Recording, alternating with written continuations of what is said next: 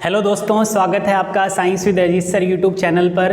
दोस्तों अपने पढ़ रहे हैं 10th की साइंस और इसमें अपना चैप्टर चल रहा है रासायनिक अभिक्रिया व उत्प्रेरक। इससे पहले दोस्तों मैं आपको वियोजन अभिक्रिया कवर करवा चुका हूं। उम्मीद करता हूं आपको अभिक्रिया समझ में आ गई होगी। आज दोस्तों अपने पढ़ेंगे विस्थापन अभिक्रिया, जिसे इंग्लिश में बोलते हैं रिप्लेसमेंट रिएक्शन। अब देखो दोस्तों, ये विस्थापन अभिक्रिया है क्या? देखो दोस्तों, परिभाषा देखते हैं पहले। वह रासायनिक अभिक्रिया जिसमें एक अभिकारक में उपस्थित परमाणु का दूसरे अभिकारक के परमाणु द्वारा क्या हो जाता है? विस्थापन हो जाता है। क्या कहलाती है? विस्थापन अभिक्रिया। देखो दोस्तों, यहाँ देखते हैं, आपको ज़्यादा समझ में आएगा। जैसे दोस्तों एक अभिकारक तो ये है AB, इसमें दो परमाणु है A और B। एक अभिकारक, देखो तीर से पहले क्या होते हैं? अभिकारक, और तीर के बाद वाले क्या होते हैं? उत्पाद होते हैं। एक अभिकारक तो AB है और एक अभिकारक कौन है? C है। अब देखो दोस्तों, इसमें दो परमाणु है A और B और ये अकेला परमाणु है अभिकारक का। अगर इस परमाणु की क्रियाशीलता इनमें से किसी एक से ज़्यादा है तो ये क्या करेगा? टिक के नहीं बैठेगा, फिर ये क्या करेगा? उसको बाहर निकाल देगा और उसकी जगह खुद बैठ जाएगा। देखो दोस्तों, A तो A की जगह पड़ा ही है, C ने क्या किया? B को बाहर निकाल दिया। देखो, एक परमाणु ने दूसरे परमाणु के स्थान को बदल दिया, विस्थापित कर दिया, उसकी जगह खुद बैठ गया। देखो दोस्तों, और B को बाहर निकाल दिया। इस तरह की अभिक्रियाओं को क्या बोलते हैं? विस्थापन अभिक्रिया कहते हैं। विस्थापन अभिक्रिया होती क्या है? एक बार अपने फिर देखते हैं दोस्तों। वह रासायनिक अभिक्रिया जिसमें एक अभिकारक में उपस्थित परमाणु का दूसरे अभिकारक के परमाणु द्वारा विस्थापन हो जाए, यानी एक अभिकारक में उपस्थित परमाणु का दूसरे अभिकारक के परमाणु द्वारा क्या हो जाए? विस्थापन हो जाए, तो ऐसी अभिक्रिया को क्या बोलते हैं? अपने विस्थापन अभिक्रिया कहते हैं। उम्मीद करता हूं दोस्तों इसकी परिभाषा आपको समझ में आ गई होगी। दोस्तों, ये कब पॉसिबल है? विस्थापन अभिक्रिया के लिए अपने को सक्रियता श्रेणी, यानी जो क्रियाशीलता की श्रेणी है, उसका ध्यान होना बहुत जरूरी है। तो दोस्तों आप इसका स्क्रीनशॉट ले सकते हैं। चलते हैं आगे फिर अपने।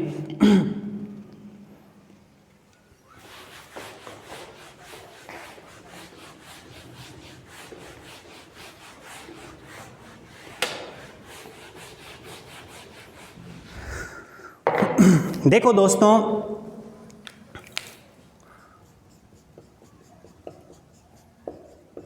तत्वों की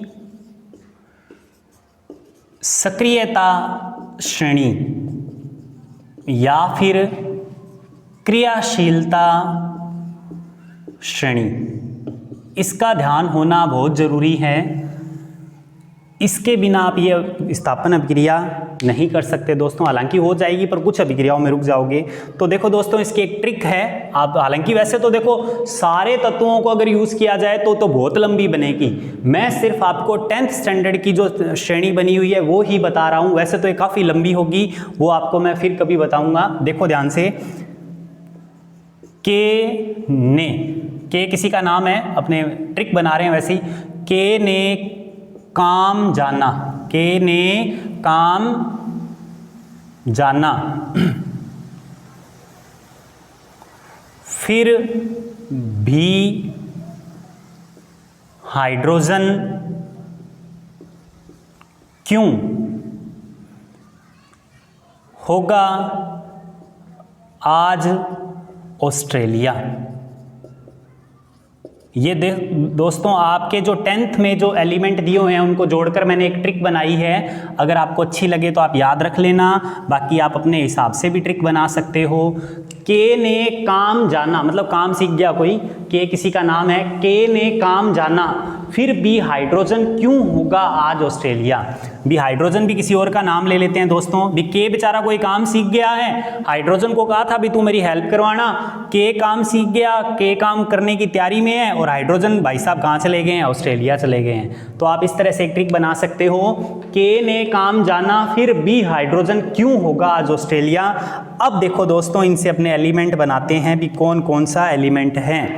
तो देखो, के मतलब के हो गया, ने से Na बनाना है। ये ध्यान रखना है दोस्तों भी, इस ट्रिक से बनाना क्या है? के से तो क्या बनाना है? के। ने से क्या बनाना है? Na। काम, का से कैल्शियम, मैं से Mg, आपको थोड़ा सा एक बार आप बना लोगे ना इस तरह से तो आपको याद हो जाएंगे भी के से के, ने से Na, का से Ca, मैं से Mg बनाना है, जाना में क्या बनाना है Zn, फिर से Fe आयरन, भी से Pb बना लो, हाइड्रोजन मतलब हाइड्रोजन ही हो गया, क्यों Cu हो गया, क्यों होगा मतलब Hg हो गया, आज मतलब Ag हो गया, ऑस्ट्रेलिया मतलब Au हो गया ऑस्ट्रेलिया।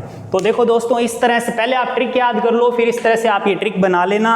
अब देखो दोस्तों इसमें किसका क्या नाम है, कि भाई साहब का नाम क्या है आप जानते होगे, पोटेशियम, Na क्या है सोडियम, Na क्या है सोडियम, Ca क्या है कैल्शियम, Mg क्या है मैग्नीशियम, Zn क्या है जिंक, Fe क्या है आयरन यानी लोहा, Pb क्या है लेड, H क्या है हाइड्रोजन,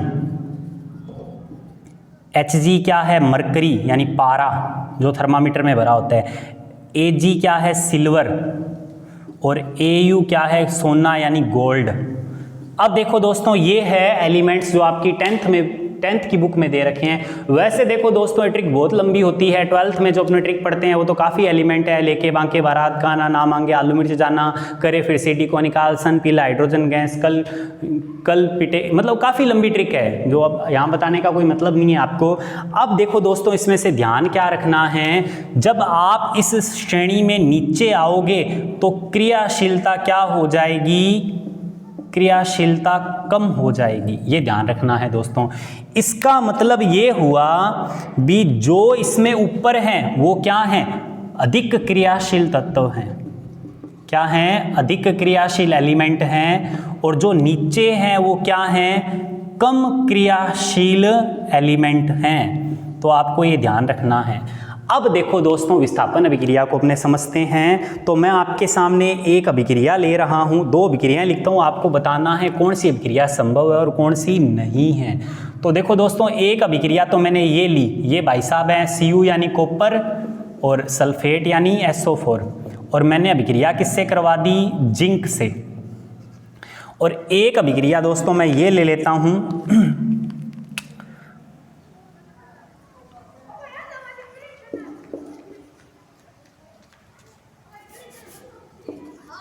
एक अभिक्रिया ये बना लेते हैं अपने Pb यानी लेड सल्फेट, और इसकी अभिक्रिया किससे करवा देते हैं, कॉपर से। अब देखो दोस्तों कौन सी अभिक्रिया संभव है। अब विस्थापन तभी होगा जब अपने अधिक क्रियाशील तत्व की अभिक्रिया करवाएंगे। अब देखो दोस्तों ये जिंक जो है अगर इस कॉपर से ज़्यादा क्रियाशील है तो कॉपर को बाहर निकाल सकता है, अगर जिंक की क्रियाशीलता कॉपर से ज़्यादा नहीं है तो इसको बाहर नहीं निकाल सकता। आपको कैसे पता चलेगा, आप इस श्रेणी में देखो जिंक भाई साहब ऊपर बैठे हैं और कॉपर कहाँ नीचे है, इसका मतलब जिंक की जो सक्रियता है वो कॉपर से क्या है, ज़्यादा है। इसका मतलब जिंक कॉपर को बाहर निकाल सकता है। अगर जिंक कॉपर को बाहर निकाल देगा तो देखो कॉपर की जगह कौन आ जाएगा, जिंक आ जाएगा, और कॉपर कहाँ आ जाएगा, बाहर आ जाएगा। तो देखो दोस्तों आपको समझ में आ गया होगा ये अभिक्रिया क्यों संभव है। क्यों संभव है, क्योंकि जिंक की क्रियाशीलता किससे ज़्यादा है, कॉपर से ज़्यादा है। अब जिंक की क्रियाशीलता ज़्यादा होने के कारण जिंक ने किसको बाहर निकाल दिया, कॉपर को बाहर निकाल दिया, यानी ये अभिक्रिया संभव है। इसके बाद वाली अभिक्रिया को अगर अपने ध्यान से देखें तो इस अभिक्रिया में कॉपर और लेड की बात हो रही है दोस्तों। तो देखो ध्यान से, लेड और कॉपर इस श्रेणी के अंदर, लेड ऊपर है और कॉपर कहाँ है, नीचे है। इसका मतलब कॉपर की क्रियाशीलता लेड से क्या है, कम है। तो जब इसकी क्रियाशीलता इससे कम है तो ये लेड को बाहर कैसे निकाल सकता है, यानी ये अभिक्रिया संभव नहीं है। यानी एक तो आपको इससे ये पता चल जाएगा भी कौन सी अभिक्रिया संभव है और कौन सी अभिक्रिया संभव नहीं है। अभिक्रिया वही संभव होगी जिसमें अधिक क्रियाशील तत्व कम क्रियाशील तत्व को बाहर निकाल रहा हो।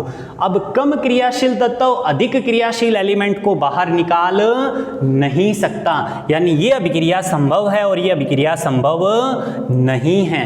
तो उम्मीद करता हूं दोस्तों यहां तक आपको समझ में आ गया होगा। अब अपने चलते हैं आगे। देखो दोस्तों, ये जो मैंने एग्जाम्पल करवाया है आपको ये ध्यान रखना है। मैंने क्या लिया था, कॉपर सल्फेट यानी कॉपर यानी Cu, सल्फेट यानी SO4। मैंने अभिक्रिया किससे करवाई, जिंक से। जिंक की क्रियाशीलता कॉपर से ज़्यादा है तो जिंक ने कॉपर को बाहर निकाल दिया और उसकी जगह आके बैठ गया ये कॉपर भाई साहब अलग आगे। ये तो कौन है, जिंक। अब ये क्या बन गया, जिंक सल्फेट। क्या बन गया, जिंक सल्फेट। और ये कौन है, कॉपर है। कौन है ये, कॉपर है। तो दोस्तों इससे जुड़ा हुआ एक फैक्ट है जो मैं यहां लिख रहा हूं, आप यहां से नोट कर लोगे। कॉपर सल्फेट के विलयन में के नीले रंग, कॉपर सल्फेट का नीला रंग होता है, ध्यान रखना दोस्तों इसका नीला रंग होता है। कॉपर सल्फेट के नीले रंग के विलयन में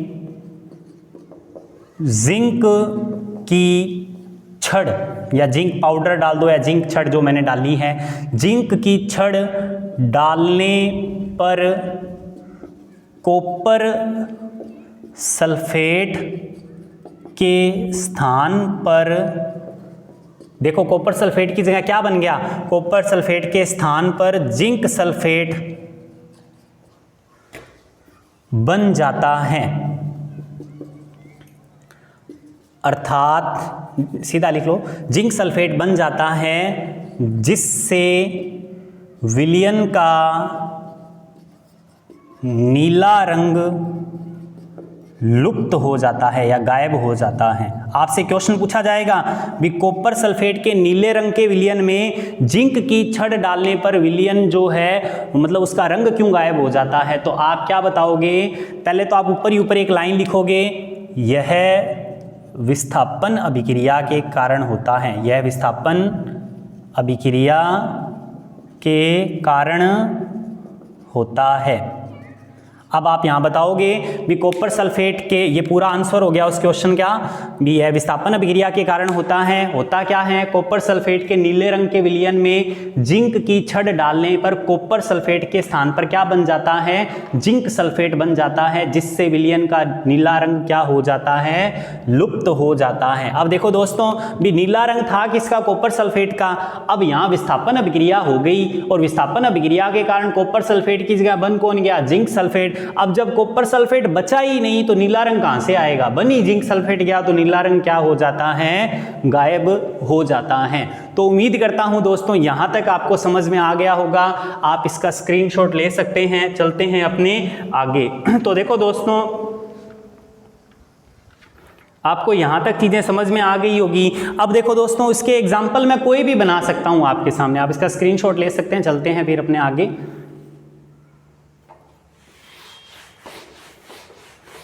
विस्थापन अभिक्रिया में ये मेन अभिक्रिया है विस्थापन, जो आप याद रखेंगे। कौन सी अभिक्रिया, CuSO4 जो भी मैंने लिखवाई है, ये एग्जाम्पल बहुत इंपॉर्टेंट है। CuSO4 प्लस Zn, Zn ने Cu को बाहर निकाल दिया, क्या बना, ZnSO4 प्लस Cu। और इसी पे क्वेश्चन बनता है भी नीले रंग का विलयन गायब क्यों हो जाता है, तो आप क्या बताओगे भी यह विस्थापन अभिक्रिया के कारण होता है और इसमें जिंक की क्रियाशीलता ज़्यादा है जो कॉपर को बाहर निकाल देता है और पीछे क्या बनता है, जिंक सल्फेट, जिससे विलयन का नीला रंग क्या हो जाता है, गायब हो जाता है। इसके अलावा देखो दोस्तों, आप और भी अभिक्रिया ले सकते हो। जैसे एक अभिक्रिया और लेते हैं अपने, जैसे दोस्तों मैंने लिया लेड सल्फेट, Pb यानी लेड सल्फेट ले लिया मैंने। मैं इसकी अभिक्रिया किससे करवा दूं, अगर कॉपर से करवा दूं तो ये अभिक्रिया नहीं हो सकती। क्यों नहीं हो सकती, क्योंकि कॉपर की क्रियाशीलता लेड से क्या है, कम है, वो उससे नीचे है, तो वो लेड को बाहर नहीं निकाल सकता, यानी अभिक्रिया संभव नहीं है, अभिक्रिया संभव नहीं है। अब देखो दोस्तों, पर अगर क्या किया जाए, मैं अगर लेड सल्फेट ले लूं, ये लेड सल्फेट लिया मैंने और मैं इसकी अभिक्रिया जिंक से करवा दूं, तो आप ध्यान से देखो भी जिंक जो है वो ऊपर पड़ा है और लेड कहाँ है, नीचे है, यानी जिंक की क्रियाशीलता ज़्यादा है, वो लेड को बाहर निकाल सकता है। तो देखो दोस्तों, इसने क्या किया, लेड को बाहर निकाल दिया, तो क्या बना, जिंक भाई साहब लेड को बाहर निकाल रहे हैं तो क्या बन गया, जिंक सल्फेट और लेड आ गया बाहर। तो ये हो गया विस्थापन। देखो एक परमाणु ने एक परमाणु को क्या कर दिया, विस्थापित कर दिया, उसकी जगह को बदल दिया, तो क्या बन गया, जिंक सल्फेट बन गया और ये लेड भाई साहब बाहर आ गए। ये है विस्थापन अभिक्रिया। एक एग्जाम्पल ये हो गया, एक एग्जाम्पल ये हो गया।